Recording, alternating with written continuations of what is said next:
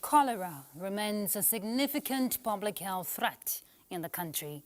Nigeria is said to be prone to a variety of factors leading to recurring cholera outbreaks, and the progression of the figures are frightening.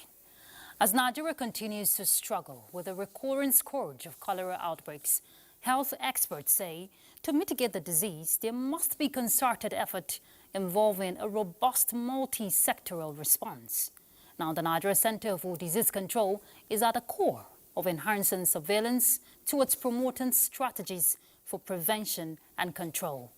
Despite efforts to curtail the outbreak of the disease, it still remains a huge burden on the public health system. No doubt, it is preventable. But how are the states responding to the outbreak of the disease, and what efforts are being put in place by the NCDC to reduce the risk factors? Tonight, on Weekend File, we will be discussing with Dr. Abiodun Oguni, Assistant Director and Epidemiologist, Head Health Emergency Preparedness, NCDC.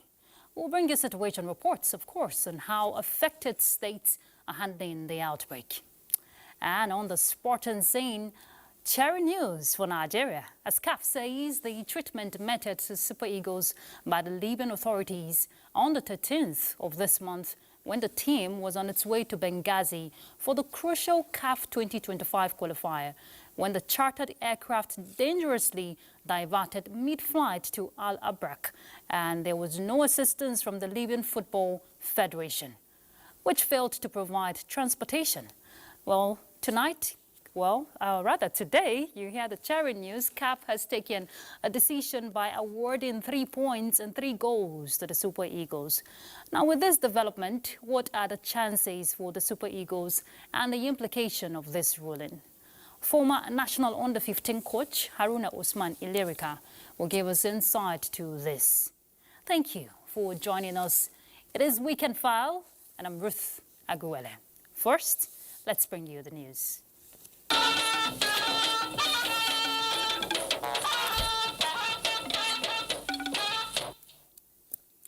We'll begin on a sporting note and a cheering one, following CAF's final decision to award 3 points to Nigeria after the ill treatment meted on the Super Eagles in Libya. Nigerians have commended the decision, saying it will serve as a warning to others. Oche Ngbede in this report takes us through the situation and the decision of CAF. Over the years, African football has been faced with a series of challenges, and one of these is the unsettled football antics to gain undue advantage over visiting teams. Recall that the return match of the 2025 AFCON qualifiers between Nigeria and Libya, originally scheduled for October 15 in Benghazi, was marred by significant logistical issues when the Nigerian squad's flight was diverted without warning, forcing them to land at an airport far from their intended destination. Subsequent upon arrival, they were ahead for nearly a full day without adequate food or water, leading to widespread outrage and condemnation from Nigerian officials. What was now left was the CAF decision after the matter was officially reported to the CAF Disciplinary Committee by Nigeria, with both countries waiting patiently. CAF, in its ruling, declared the match a forfeit for Libya with a scoreline of 3-0 in favor of Nigeria, putting them on the brink of qualifying for next year's final as they sit on top of Group D. And hoping that other countries will learn from it. The 3 point takes Nigeria to 10 with 2 matches left to play, 4 ahead of second place Benin Republic and 5 ahead of Rwanda, with Libya with 1 point from 4 games. While the decision may have favored Nigeria at this point, the Libyan Football Authority are saying they are not going to let the decision slide, as they will appeal the CAF decision. In Abuja, Oche Ngbede, NTA News. All right, let's bring in our guest, Mr. Haruna Usman Ilirika, former under-15 coach. Thank you very much for joining us, Mr. Ilirika. Thank you for having me. I'm sure you're among those who are excited about this news or decision by CAF. 3 points, 3 goals, and you were part of the team, that was in Libya. So tell us, How does this feel? Well, I think we have to, first of all, thank the government of Nigeria and the Football Federation for putting everything in proper order. Sometimes you might have a very good case, but your presentation might make you lose the case. I think the Federation has been able to present their case with a very good prayer, and it was properly accepted by CAF. What we witnessed in Albrag was a very terrible situation that nobody would be willing to see that kind of situation twice. I want to believe it goes beyond football, because if you could imagine staying for like 20 hours without food, without water, and you are expecting these same kind of players to come and play the next day. No, there was no sleep all throughout the 20 hours. It was a very terrible situation. I don't even think if the players were quite aware of where we were, as at the time all of us were inside the lobby for the whole 20 hours. If they were quite aware of the kind of situation where we were, it would have been a terrible situation more than we were thinking. It was when the flight took off and we were a bit halfway up that we saw that we were in the desert, only one building inside that desert. That I cannot even classify that as an airport. So I don't actually understand what it meant, but the courage and the leadership role provided by the government of Nigeria and the Football Federation gave the players and virtually all the officials all the way without for us to be able to manage the situation effectively. Now that we were lucky to have gotten the 3.3 goals, we wouldn't have asked for more. Okay. And yeah. So going forward, what does this portend for the Super Eagles? Yes, it's a very good omen because now we are 10 points and we almost qualify for the Nations Cup. I think everybody will be happy at this point, 3.3 goals, and others should be biting their tongues for us just to wrap it up with the remaining matches, play with enough confidence, and be at the highest point that we want to be.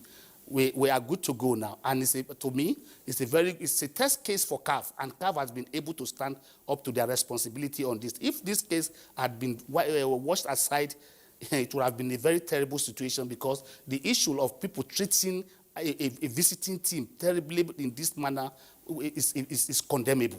And talking about that, actually, what lesson should other nations learn from this incident? I think most especially the North Africans, they need to learn a lesson from this. You see, football, like if you want to look at what the motto we always put behind the game itself, we say friendship. We should exhibit more friendship from this game. Yeah. Now that this has 3.3 goals and with a fine of $50,000 on the Libyan Football Federation, now other people will learn from this. You will know that even today, it's not the only. Even one of the clubs in Libya too was fined another $20,000 and with playing 2 matches indoor for a similar thing that was done to another club side in Africa. You see, these are things that we should not be talking like this. Nigeria, for what we are, I cannot remember any time in our history where any club has come to Nigeria and we treat them in this manner. Thank you so much, Mr. Haruna Ilerika, for your insight on the news. Thank you. Wish the Super Eagles all the best. Thank you very much. All right. He is former Under-15 coach. We turn to other issues. With the global village evolving around digital economy, Nigerian youths need to unlock new possibilities that would drive innovation and shape the future of the nation towards a rapid technological advancement. The founder and Group Managing Director, System Specs Holdings Limited, Dr. John Obaro, stated this while delivering a lecture at the convocation ceremony of King's University in Osun State. Kayode Oladosun reports that Dr. Obaro was given an honorary doctorate degree by science by the university. Delivering the lecture at the combined 2023 and 2024 convocation ceremony of King's University, Odeomu, Osun State, Dr. John Tanimola Obaro, who spoke on the theme, Navigating the Digital Era, Embracing Creativity and Unlocking the Boundaries of Technology, emphasized that the digital landscape is full of various opportunities and now is the time for young Nigerians to key fully into it. Irrespective of your field of study, you have the opportunity to leverage on technology. In fact, today, I won't even think it's a necessary advantage to specialize in core computing or computing courses, any course you study, you can still leverage technology. The Chancellor of the King's University, Pastor Matthew Ashimolowo, believes the knowledge impacted on the students will make them all excel, urging them to make tech their companion.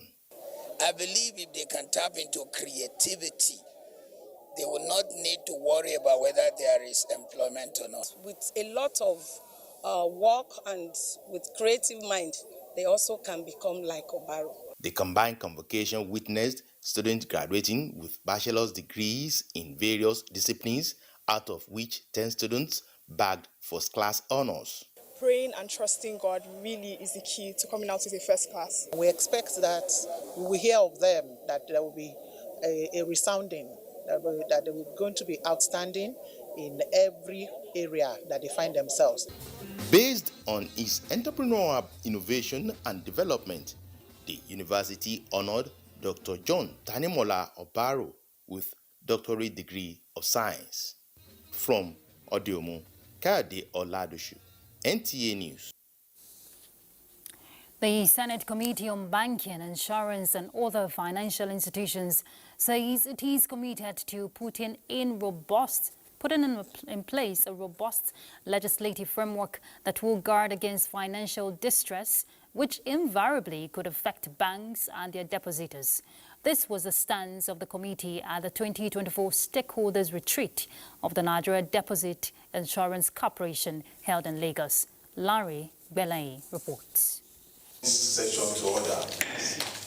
Creating a legislative framework that will guide the nation's banking sector and indeed protect depositors, and also equipped to handle shocks caused by economic downturn globally, informed the need for the retreat. It is also a review on strengthening of nation's financial system to be capable of supporting a stable and resilient financial sector. You know, retreats like this are very, very important. So we'll continue to look for ways to fortify the resilience of our banking industry. And the emphasis is how do we continue to strengthen, using through the instrumentality of legislation, the resilience of the banking industry. The need for collaboration with the legislatures has become essential because while the lawmakers designs the legal financial framework, the regulating agency NDIC intensifies the process to build a financially resilient system that sustains the confidence in the nation's banking sector. I can confidently say that the banking system in Nigeria is sound and safe, and I want to urge all banking public to continue to transact with banks that are licensed within the system. They should not entertain any fear. The NDIC and the legislature also affirmed that they are not going to leave any stone unturned in fortifying the nation's financial sector to be able to withstand any financial shocks, to ensure that no Nigerian experienced loss of capital through bank failure. In Lagos, Larry Bilayi, NTA News. Rediscover Nigeria by Nigerians is a new roadmap being charted by concerned citizens at the Unveiling and Rebranding Nigeria initiative. The essence is to raise a new crop of patriots who love, support and defend their fatherland. Kenneth Nani reports that Minister of Information and National Orientation Mohammed Idris was represented at the event. Unveiling and Rebranding Nigeria initiative is a citizens' action-driven project on changing the negative concepts about Nigeria. The theme, Rise Up, Patriots Take Pride in Our Nation, is compelling voices to get louder. We should never lose hope in our country. And the driving factor and force behind progress and development in countries globally is patriotism, love for country. Minister of Information and National Orientation Mohammed Idris, represented by the Director General National Orientation Agency, explains effort by the ministry to rebrand the minds of citizens by imputing local content in children's programs that identifies Nigeria as a people. We are not saying ban foreign cartoon. You need to provide your own content and then gradually, replace the foreign content with your own content. And actually tell our stories. We don't need people to come tell our stories from us. NTA News.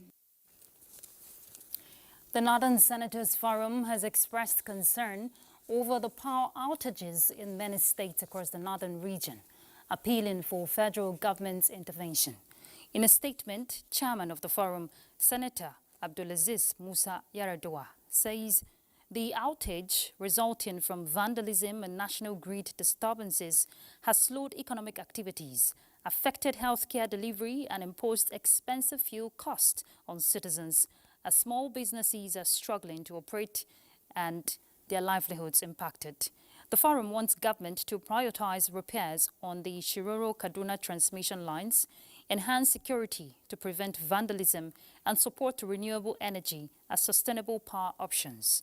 The statement acknowledges the progress already made in power distribution under the current administration and appreciates efforts to improve the sector. In other news, President Bola Tinubu is congratulating Shirley Botchway, Ghana's Minister of Foreign Affairs and Regional Integration, on her election as the incoming Secretary General of the Commonwealth. On Friday, leaders of the 56 Commonwealth nations meeting in Apia, Samoa, elected Botchway as the 7th Secretary General. Botchway, who is expected to assume office on April 1st, 2025, is the second African to be elected after Chief Emeka Anyaoku of Nigeria, who served in that position from July 1st, 1990 to March 31st, 2000.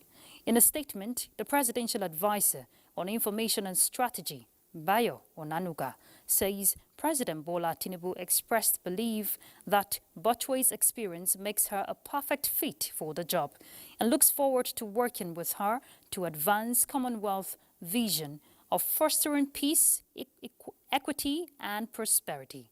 He thanked the outgoing Commonwealth Secretary General, Baroness Patricia Scotland, for her years of leadership and wishes her the best in her future endeavors. We'll take a break now. When we come back, we'll begin our conversation on strategies towards curtailing cholera outbreaks across states. Stay tuned. Thank you for being there.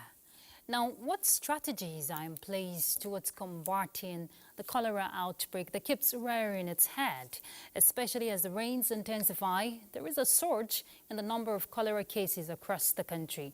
Now, to counter the spread of the disease, public health experts are intensifying sensitization on both personal and environmental hygiene, especially hand washing, as well as access to potable water, which they say should not be compromised. Olusheye Adiagbo in this report takes a look at national efforts by relevant health authorities to tame the disease. Nigeria continues to contend with cholera outbreaks, with cases spreading across 35 states and the FCT. The Nigeria Center for Disease Control and Prevention, NCDC, Cholera Epidemiological Summary update as of October 13, 2024, puts the total number of cases at 14,237 and 378 fatalities recorded this year. Worrisome statistics there. The Federal Executive Council in June 2024 constituted a cabinet committee on the control of the cholera outbreak in Nigeria, with the coordinating Minister of Health and Social Welfare, Professor Ali Pate, as the chairman, and membership cutting across relevant ministries. To think together as to what do we do immediately to help numb this outbreak so that it doesn't get out of hand, and also begin to lay the foundation for preventing such occurrences of infectious disease outbreaks. The number of suspected cholera cases and deaths in 2004 has more than doubled when compared to this time last year. And that is where we are extremely worried. These numbers reflect the severity of the outbreak and reinforce the need for continuous vigilance and action. The issue of open defecation in our community is also a challenge. It's one of the causative agents of this waterborne disease, cholera. And we are campaigning that state governors, local government chieftains will also take this advocacy. Health experts in national response to cholera control wants governments at the sub-national levels and sanitary authorities to intensify awareness and other measures. In Abuja, Olusheye Adiagbo, NTA. Lagos, we hear, is among states battling with the outbreak of the cholera.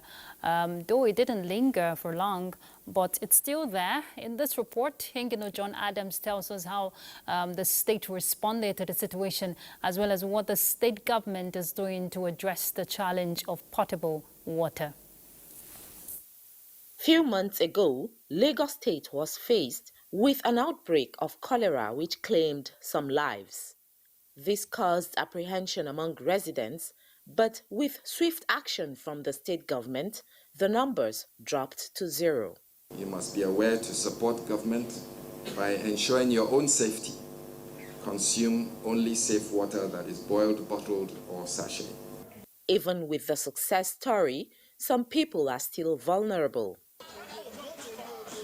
John Obasi is a resident of Maridon Orile, one of the settlements being affected by perennial flooding in Lagos. Among multiple challenges faced by him and members of the community are waterborne diseases like cholera. Because of the waste and other things that people throw inside. So when the water comes, it brings those things out and people put their leg. And before you know it, they start vomiting, start stooling and other things. Apart from commending the government for proactive measures towards curbing the spread of the disease, experts are calling for urgent attention while advocating proper water sanitation and personal hygiene, as prevention, they say, is better than cure. In Lagos, John Adams, NTA News. All right, let's bring in our guests. We have in the studio Dr. Abiodun Oguni. He is the Assistant Director and an epidemiologist, I beg your pardon, and Head Health Emergency Preparedness with Nigeria Center for Disease Control. Thank you for joining us. Thank you very much. It's good to be here this evening. I want to believe it's not been easy for the NCDC, tackling this consistent outbreak of cholera. But you would tell us how is the agency dealing with the burden so far across the country? Thank you very much, Ruth, for the question. So for perspective, with respect to the current burden of the disease, we have reported, since the last report that was provided, we've had now about 566 persons lost to this outbreak. Then the number of cases reported is also close to 15,000 cases. And I could recall with some nostalgia when this response started around June 13. We gave out some of these advisories to let the country across the state and individual understand the fact that we had just started then because we knew that the rains were not really here as at that period. And as rightly predicted by NIMET and NISA, that's Nigeria Hydrological Services Agencies, made us realize that we are going to have an unusual increase in the amount of rainfall this year. We have all been witnesses to this. The implication of this is with the rise in water levels, there's possible reasons to have more runoffs on the sewage system, which gets to contaminate our water sources. Thereby, the water that is contaminated gets to contaminate the food used for such, for cooking, using such water that is contaminated. And this challenge continues in that regard. So as we speak, the burden of the disease has actually doubled what we had last year, both in number of cases and the number of those who have died, that we have lost to this disease. What does this imply? The implication of this for us as a country is not that we did not prepare, it's not that we did not put in effort, it's just that it wasn't enough to have been able to really avert this situation because of the effect of what climate change is also bringing to us, which we don't have control over. And what does this mean? With this flood that is happening, with increased global warming, the weather changes, it is anticipated that the risk of transmission of this infectious agent will be higher than it used to be. And so what is expected of us is the strategies to be able to put in place Unfortunately, this is a disease that affects the very vulnerable groups. The children, especially less than 15 years of age, are the worst affected. Yeah. And we have also seen, I can see from the report earlier presented, that it's not just, it is no longer 35 out of 36 states. Now, all the states in Nigeria, including Enugu State, are contending with it. Are now contending with the disease. And you know, it's quite, it's a burden for most states, especially when they don't have the capacity for surveillance and effective response to this disease, which is the task responsible, which is the task rather for the NCDC. How is the NCDC upscaling that surveillance mechanism, you know, to help states respond effectively?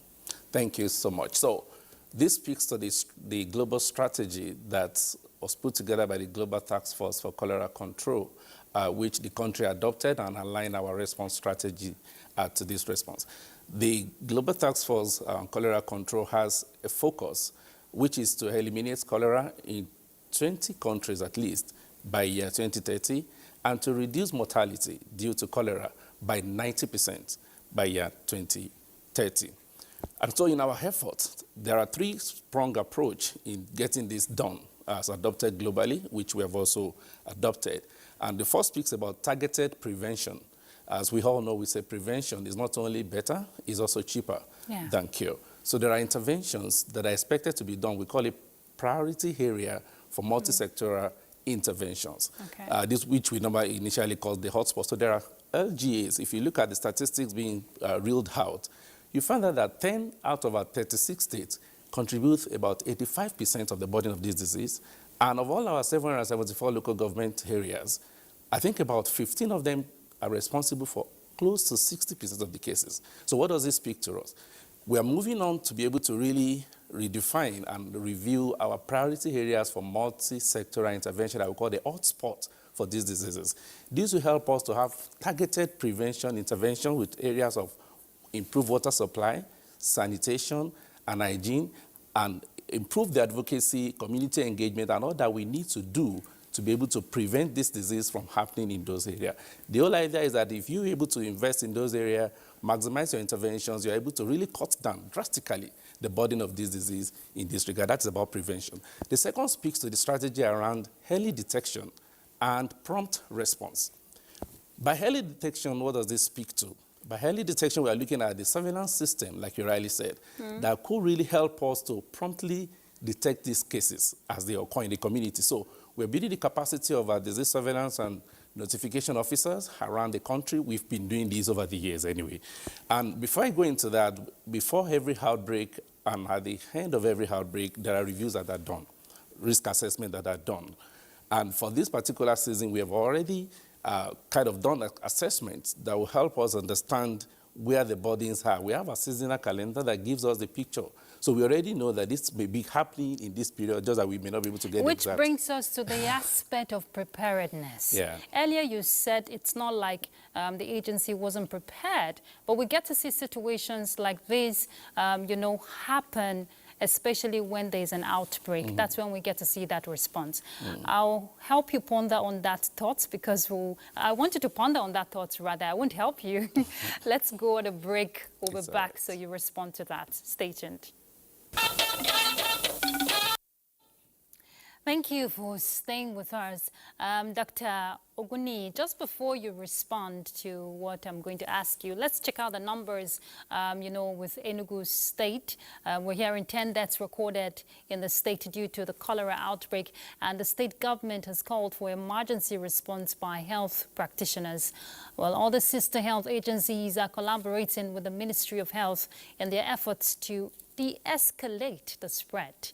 Following NCDC guidelines, Chiagonu Aro reports. In line with the Nigeria Center for Disease Control guidelines, personal hygiene and environmental handling have been harped on, such as a regular proper hand washing, use of clean water, safe food environment, among others.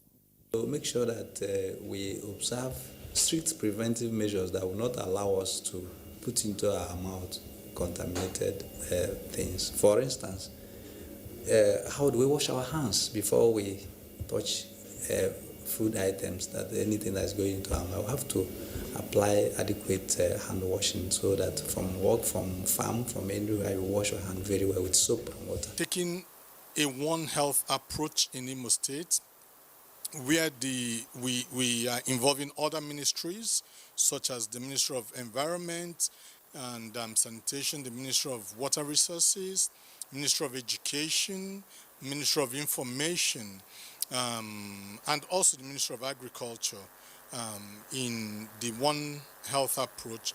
With the control measures put in place by individuals and the health sector, the spread of cholera will be contained. In Enugu, Chiegono Aro, NTA News. All right, let's continue the discuss, Dr. Ogunni. If I caught you correctly, earlier you said the agency has a time frame and knows when this outbreak, which is seasonal, right? Very you correct. stated that. So I was going to ask you about the preparedness. Why do we have to wait until there's an outbreak before we see response happen? Is it that the capacity is a challenge? You tell us. Thank you very much. So this is a question that begs for answer, absolutely, because this is what we have also been advocating for, that collectively we need not wait for that knee-jerk reaction when outbreaks occur. We have the good opportunity before the outbreaks to put the measures in place. And for us at the NCDC, what are the things we prioritize? We ensure that before the outbreak occurs, we preposition, that's like stockpiling, necessary consumables for treatment, for diagnosis with the rapid diagnostic test kit in all our states, and this can be verified. Now, we have this deployed to them, and the whole idea is to ensure that we can promptly detect the cases when they occur. We have a digital application for surveillance tools that we deploy that we call SUMMERS, which is helping us to detect the cases and report them as real-time as possible. So with this put in place, we expect that when the cases report, we detect, we have laboratory capacity in the state, but for states that have lesser capacity, they have the opportunity of transporting their sample to the NCDC laboratories where they can be easily detected. Now, if with these structures in place, it's expected that we shouldn't be caught unawares when this happens. We've trained the capacity, we'll build the capacity of our healthcare workers, the surveillance officers. We have risk communication and community engagement approach, which is evidence-based. We're using data through our regular surveys, polling, to get data that will help us provide more specific and targeted interventions that is tailored to the community needs, using the all-of-society approach, a bottom-up approach, wherein the community members have a greater contribution in determining how we respond to the outbreak. So all of these things happen. But unfortunately, there are not adequate attention, especially when you give out advisories to states or to the other relevant stakeholders, to the general public. And we also found out that most of the times, as soon as the outbreak season is over, everybody just goes to the rest mode, as if we are now out of the hood. So one of the call to actions we are making is that please, even, including our colleagues in the media, please let's not stop the conversation when the outbreak season is over. It is meant to be around the year, not only for cholera, for all of the disease conditions that we are prioritizing. Yeah, because personal and environmental sanitation, of course, it's very crucial. And I recall that the NCDC is leading a multi-sectoral national cholera technical working group come to that. with other agencies. So what is the response? What is the synergy like? What are you getting, the kind of support? So the component of the strategy that speaks to response is being able to set up and institute what we call the Emergency Operations Center. We have in all our 36 states in the country functional emergency operations centers activated, wherein they can coordinate all through the sector using the One Net approach, environment, agri, Ministry of Information, the Primary Healthcare Board for vaccine-related interventions, because vaccination is also a component for the prevention. So all of these are being put together. And for us at the national level, we have similar approach, including contributions from our partners who are working with us. So this is in line with the third strategy of the Global Task Force, the roadmap, which brings in the issue of coordination. collaboration to ensure that we have the relevant resource mobilization, we have the relevant technical expertise that could help us provide guidance and build the capacity of the people to be able to respond appropriately. This is in place, but it is not adequate yet because the issue of cholera outbreak that we are experiencing is beyond health. It is issues related to making available adequate water supply to the community. Yeah. It is how do we end open defecation. As long as open defecation exists, we are going to keep having this challenge. Even though the climatic conditions that we don't have control over, we are also working on how to build resilience, a climate health resilience systems. Among and that communities. is the conversation among the community, such that we are better equipped. And that is one of the things our community engagement strategies is helping us. So we're having this focused intervention to ensure that people are better prepared and they are equipped ahead of the next outbreak.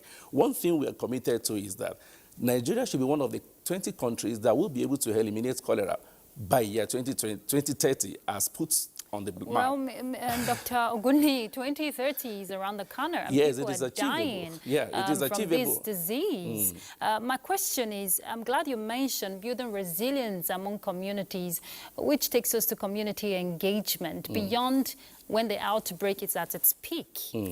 Is the agency engaging communities at the grassroots, teaching them, sensitizing them rather on the needful? And that was what I mentioned earlier on about our health promotion officers. We have across the 36 states and 774 local governments. But are they reaching out is the question. They are, and that is, we have evidences, and that is where we are getting the data that is informing development of messages that are context-specific to the needs of the people in that community. But we are saying that beyond the messages, beyond the awareness, if you ask me not to defecate openly and there are no toilets made available, if you ask me to drink clean water and the only available water around me is the stream water that is flowing, and that is where we are saying the other component that could help make these efforts get the expected result is to address those developmental challenges, is to address those issues relating to provision of adequate water for the people, especially in those high-burden or hotspot areas where these cholera cases are high, and we know them. It is to ensure that we can make more toilets available for the people, such that we discourage the open defecation habit. As long as we are able to work on the people to be able to adopt better hygiene, as basic as hand washing with soap and water as expected, especially when they use the toilet. These are basic things that people possibly feel it doesn't matter. But if we can really address them, we are very confident, because one thing is this: cholera is being transmitted from the feces that is contaminated our food and water sources. And human being is the only known living host of this organism. So if we can deal with it in human host and we don't get it shared into the environment, you don't get it transmitted to other people, we are very confident that with the collective effort of everybody, we can stop the transmission of this agent, this organism that is causing it, and we can head cholera. Especially, Dr. Ogunni, when there is funding to meet these targeted requirements that you're saying. You're not mentioning them directly, but of course we know they're there. Every state or community has its own peculiar challenge, but it still ties around this environmental challenge of the open defecation and poor sanitation we get to see. Now, is the agency, based on the technical working group, is the agency getting international support? We know WHO is part of it. What kind of support is the agency getting? And what is the body language of other sectors you're working with towards addressing this? Yeah, so like I said, the Global Task Force on Cholera Control, also after the 2018 that they set up, they launched the roadmap. In 2020, there is a country support platform globally that is coordinating effort, and we have it in Nigeria. We have the International Federation of Red Cross Society that is fully on ground as a country support platform, helping to galvanize efforts of other stakeholders. And like I mentioned earlier on, whenever we establish or activate our incident management system operating at the emergency operation centers, all partners, is it UNICEF, WHO, Breakthrough Action Nigeria, a long list, let me not, for the want of time. So we have these partners. But the concern we are putting forward now is that let us take it beyond just waiting for response, which most of the resources are made available. Let us make efforts in place, put efforts in place at the preparedness phase. Let's invest more in preventing this outbreak before they even ever occur. With that, we are able to reduce the burden. In our approach, we have the case management options, which we support states to be able to set up cholera treatment centers. We support them to set up oral rehydration points, whereby patients or cases of this disease can easily get treatment. And we all know that cholera death occurs when the patient is losing fluid rapidly. And if you don't get immediate attention, one of the major causes that we have seen, and that is why we are advocating for people to report early, is that people present late to health facilities. They keep doing self-medication, which we are discouraging. Please, if you are losing water, you are losing fluid in your system, it is not to go and be buying over-the-counter drugs. It is to quickly get to health facilities where you can be treated. So in a nutshell, we are appealing to Nigerians. For us, we are committed to protecting the health of Nigerians, but it's an all-of-society approach. We need all of our effort to be able to stop this menace, and we need to make it sustainable, and we believe it is possible and is achievable. In a nutshell, personal hygiene should be top priority. Thank you very much, Dr. Abiodun Uguni. He's the Assistant Director and Epidemiologist, Head Health Emergency Preparedness with the Nigerian Center for Disease Control. Thank you for your time on Weekend File. Thank you very much for having me. You're welcome. And thank you for all you do. All right, let's take a break. We'll be back in a moment. Thanks for being there. Navigating a tidal wave of improved health outcomes, the Naval Officers' Wives Association, NOAA, with armed forces and paramilitary wives, has set a steady compass aimed at changing the narrative in cancer care in Nigeria. Defense correspondent Najatu Tijani joined them on their cancer awareness walk at the Naval Unit Asokoro here in Abuja, and now reports. Taking a bold step, these wives of military and paramilitary officers are working in solidarity to raise awareness about cancer, emphasizing the importance of early detection and affordable treatment. We are begging women, don't keep it. Some people stay so long and the thing has advanced and it's become difficult. So that's why we are saying early detection is key and you must know your risk. Come out, don't be afraid. Breast cancer is the most common cancer affecting women. It counts for over 22.7% of all new cancer cases in women. As wives, mothers, sisters, caregivers, we all have the important role to play in spreading awareness. You see so many battling with this challenge and then wouldn't know how to go about it. So awareness, information, education is key. After the walk, they gather to listen to the experts who highlight regular screening. Lately, we saw this extension. If you every 3 months subject every after illness coffee. It is also an opportunity for the women to come together to honor those affected by cancer and reaffirm their commitment to fighting it. As the slogan says, no one fights it alone. And so the early detection is advocated as well as appropriate treatment for those suffering from cancer. Najatu Tijani, NTA News. Well, at the Commonwealth Summit in Samoa, leaders took time to hold lengthy, occasional tense talk over one of the most sensitive aspects of their shared and troubled past. Kolo Mohammed brings us these details and other stories on Global Update. The gathering in Samoa, with leaders from Britain and dozens of former colonies, held lengthy and occasionally tense talks over one of the most sensitive aspects of their shared and troubled past. In a joint statement, Commonwealth leaders noted call for reparatory justice for distasteful transatlantic slave trade and the enduring effects of dispossessing indigenous peoples' apprenticeship and colonialism. African, Caribbean, and Pacific nations want Britain and other colonial powers to atone for slavery and other ills of colonization and start talks about compensation. In Mozambique, supporters of opposition candidate Vanessa Mondlane have rejected the results of the presidential election which gave victory to ruling party's Daniel Chapo. Demonstrations began immediately after the National Election Commission declared Chapo winner of the vote, while Mondlane came second with slightly over 20%.